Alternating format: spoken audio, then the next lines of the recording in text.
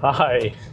So this is going to be a part 1.5 for my previous vlog that was about the Osmo Pocket 3 issue that I had. And so this is basically going to be an interim solution. I did not really like the Apple iPhone, the way that it worked. It was too difficult to deal with. In the car, I just didn't like it. And I mean, the video came out okay, but it was just difficult to not be able to frame myself and not be able to see myself and just all that. So what I decided to do was pick up a DJI Action 5 Pro and see how that would work in the car, and use it as my interim camera while waiting on the Osmo Pocket 3 to be fixed. And this was absolutely simple to install in the car, easier than anything I've had. So this is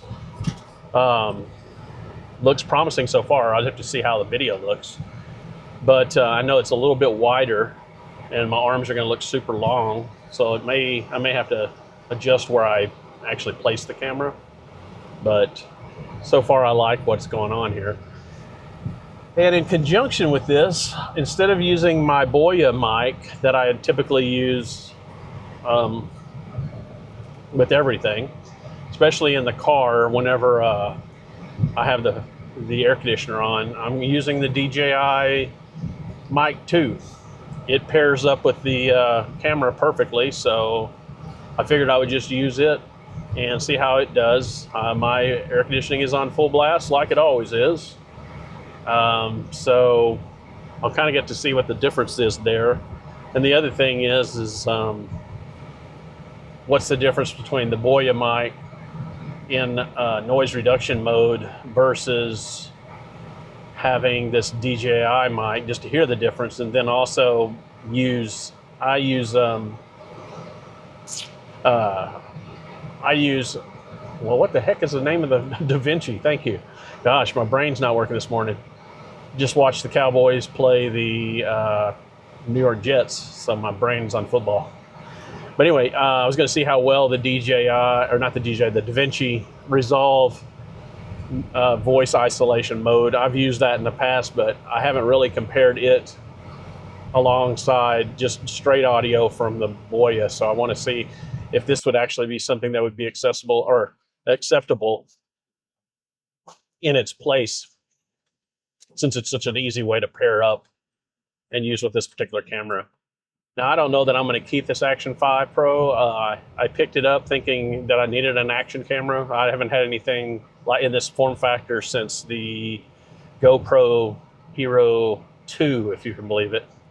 I really haven't had anything since then. I've had a couple of them that come with some experimental drones that I've had.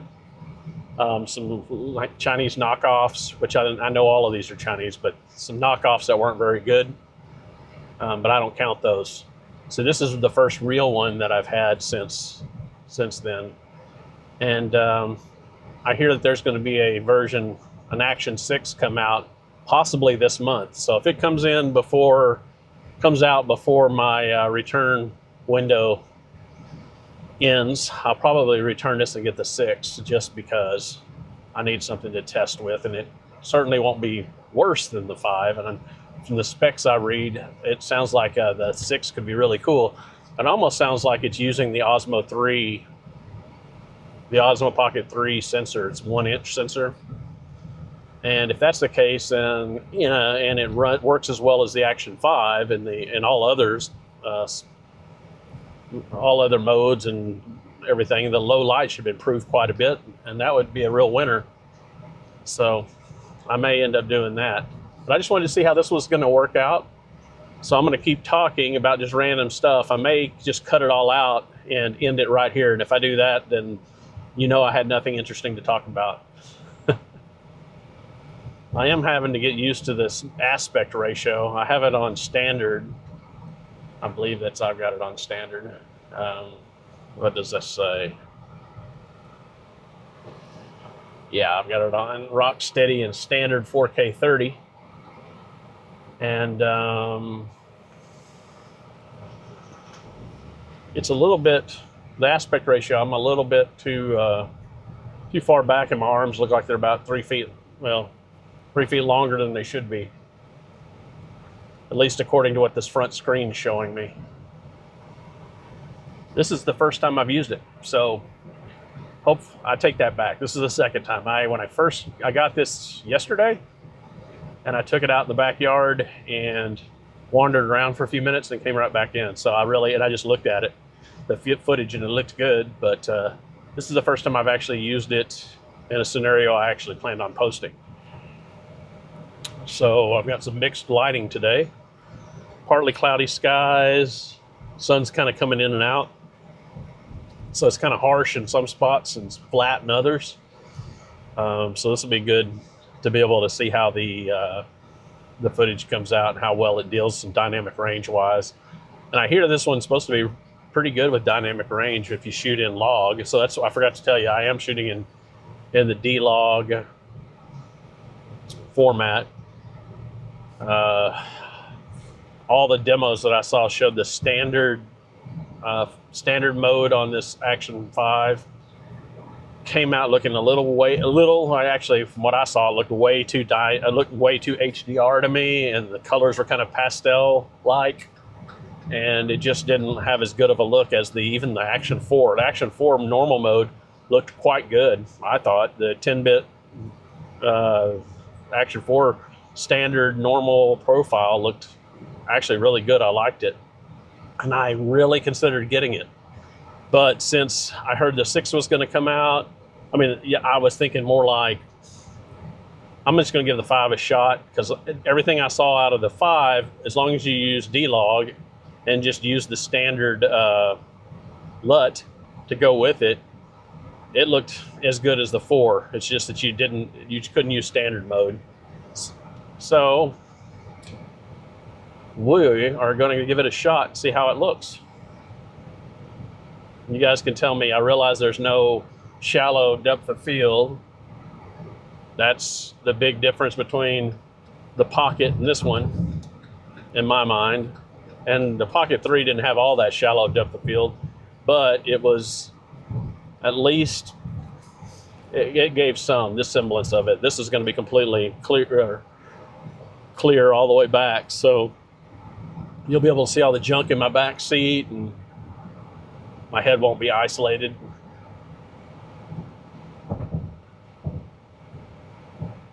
I may try this on the way back, but I think it's going to be in the middle of the night, so I may not. Or I might try the super night mode, or I don't know what I'm going to do. I'm just going to try something different. And I was going to mount the camera maybe to my side window.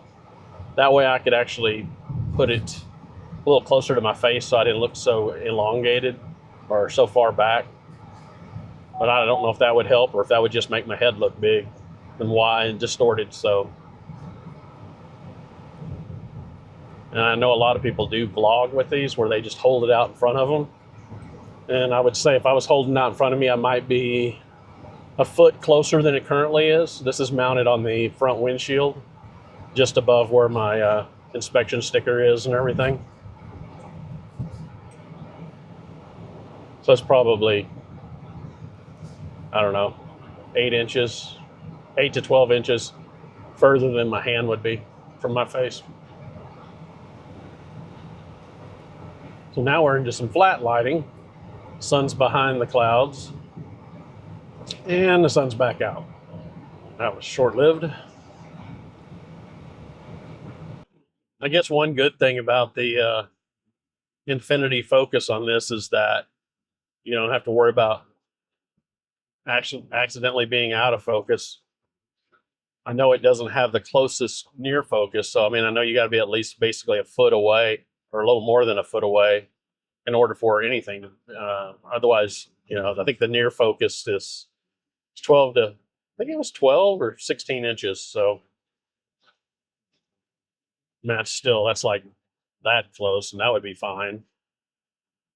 I do think that it might give me a little issue when I want to do some close-up product shots, because there's a lot of times where I take the Pocket 3 and I run it across right really close to a particular product to get the details up close.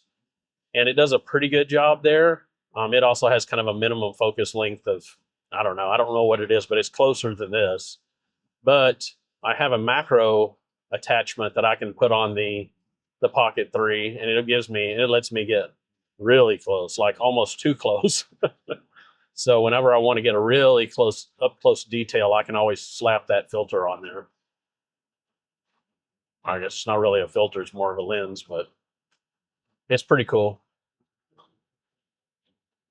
So I've got another question, possibility here.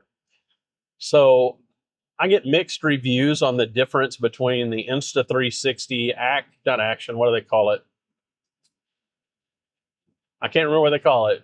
Something Pro 2, their version of this, versus the Action 5. And I'm curious what the Insta360, what people think the difference between those two are. I do like my Insta360 cameras. The only thing I have against the Insta360 cameras at this point is the lack of 10-bit recording. So, it kind of does its thing with its own pre-processing of the image, where it kind of tries to handle the highlights and shadows before it actually records. So it kind of eliminates the need to use 10-bit in order to pull and push your highlights and whatnot. But sometimes you don't like that. Sometimes you just want it to be a flat image and let you do the post-processing yourself. And it works so much better in 10-bit than it does in an 8-bit log format. And I was curious what other people thought. I at one time, a while back, investigated, I think it was the Action 4 versus the Pro, whatever it is, Pro 2. I can't remember what it is. Insta360, whatever the version is, the newest one they have. And I know it says it shoots in 8K as well. But I'm just curious, does anybody else have any thoughts on that? Because I really haven't had a chance. I've definitely never seen it side by side. I've never used the Insta360 version. I have the X5 360 camera, and I've used that in single lens mode, and it looks really good. I don't have a lot of complaints about it. I actually could use it in place of this guy. But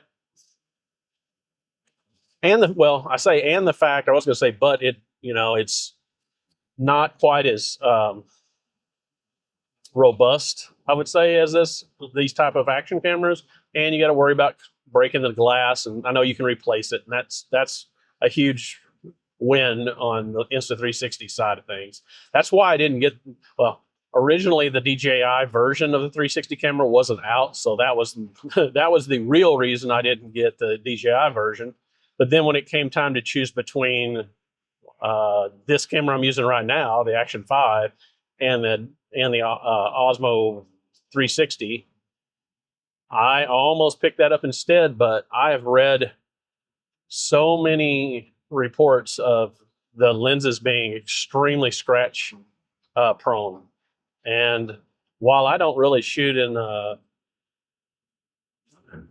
types of situations where it's more action-like, where I'm actually worried about things hitting the lens, I do have a habit of bumping it or setting it down awkwardly or something, or accidentally just like dropping it maybe from a foot or so. Not big falls, but with the way that I've seen that the 360, the DJI 360 scratch, and the fact that they have no replacement lenses made me just decide against that. So while it does have some cool features, especially the log versions and the I think it's a little bit sharper too, from what I've seen. And you can shoot in 5K single lens mode, which all those things are nice. But if you can't keep the lens from getting scratched, that's just not going to work. So that's why I got this one and was hoping that the 6 would come out and I'll just pick it up in exchange, and this one will work. I mean, and then I'll just continue to use that when I need something like that, and use the 360 Insta360 for the 360 stuff. But that doesn't mean I'm not interested. I still am very interested in that Insta360 Pro 2. I wish I could remember what it was called. It looked promising. I also considered the what I should have said earlier was I was trying to decide between the Nano, the DJI Nano, instead of this one, instead of the Action 5. And ultimately, there's two things that came up. One, I wasn't going to be able to get the Nano for a couple of weeks. I think it was back ordered, or wherever I was looking, a couple of different places. I wasn't going to be able to get it for a week at least, and I needed something to replace the Osmo before I sent it in, and the Pocket 3. I mean, and this and then I started reading about all the overheating problems with the Nano. And I just decided against it after really researching the heck out of it. At least now, and I know they put out a firmware patch that was supposed to address the overheating, and from what I've seen, it didn't do anything. So people are still having overheating problems, and like just in something something I'm doing just like I'm doing right now while I'm driving. In a lot of the people's videos that I've seen, it would have already shut down on me a couple of times. And so that's just that's not anything I'm interested in. I was kind of interested in the form factor, the fact that it was really, really tiny. I might use that on something to make some kind of more interesting videos, where you can put them inside of things, and the fact that it's waterproof as well. But I think I'm going to wait on something like that until a version 2, and they get all the heat problems worked out. But it kind of looked promising. So I had a real difficult time for like 2 or 3 days after the Pocket broke. I was really trying to figure out what the heck I was going to do. What am I going to get? And I was looking at the Osmo Action 4, the 5 Pro, the Insta360 version, and the Nano, and even the Osmo 360. And I was just going through everything as much as I possibly could. And then I kind of ruled out the Insta360 for the reasons I gave a little while ago, mainly the 8-bit video. And I just kind of wanted to stay within the DJI ecosphere, so to speak, even though I do have the Insta360s as well. I just kind of had decided that's the way I was going to go. So then it became more of a choice between the 3 different DJI products that I had. And then I was like, well, do I wait on the 6? Just all kinds of thought processes going behind all that. And I finally just decided I'm just going to make a move. I can get this overnighted. And so I did. I got it the very next day. And so far I've been happy with it. Other than the aspect ratios, I just feel like at the typical length I use my cameras, this one might be too far, but I guess I could probably just drop in a bit. But I just don't like the exaggerated like arms. And that's just kind of where I'm at so far with this. So we'll see. I did pick up a couple of accessories. I got the small rig cage because I wanted to have some 1/8 inch or mounts, and I like the fact that it seems to be a little bit more robust. It's a little easier to get stuff out of, a little easier to get like your battery out, and I did like the way the camera went in a little better. Plus, I was able to, I went ahead and got the small rig, a little attachment as well. So now I can go with like the GoPro type of connector, or the quarter inch, maybe 1/8 inch. I can't remember. My brain is not working. but just the normal screw-in type. So I'm using that right now, along with the suction cup mounts on my windshield, and it's working really well. And I got a little bit busy. I'd said in my last video that I was going to ship my Osmo Pocket 3 off on Friday, and here it's Sunday and I still haven't done it. And it's because I got called to a couple of things that got in the way of me getting out of the office and getting the thing sent off. And then yesterday I had to shoot an FC Dallas soccer match, and that was the midday soccer match, so it took my whole day because I have to be there early and stay late. So I wasn't able to get it over to UPS. So it looks like tomorrow is going to be my day, hopefully. I am very curious to see how fast they process it.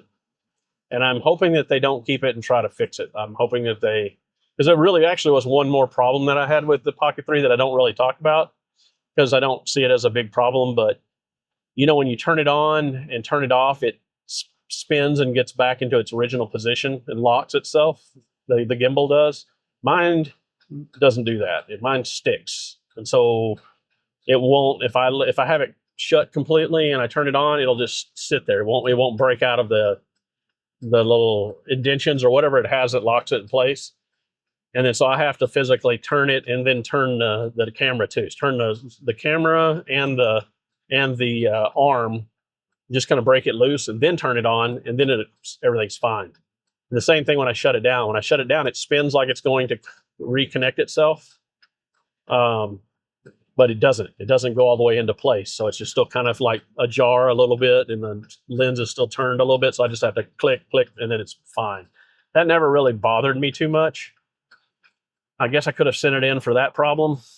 But anyway, so now I'm hoping that when it comes back, they just do send me just a new one so that issue is gone, as well as the vibration issue that I was having. If they can fix both of those, if I get a new one that can fix both of those problems, I'll be quite happy. I'm just curious to see what they're going to end up doing. I think it'll be a replacement. I don't know if it's refurbished or what, but I am happy that I bought that warranty.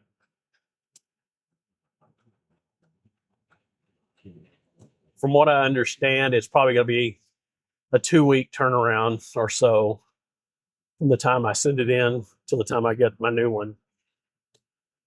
So if that's the case, this interim solution here should work out well. I'm monitoring my my fantasy football scores, and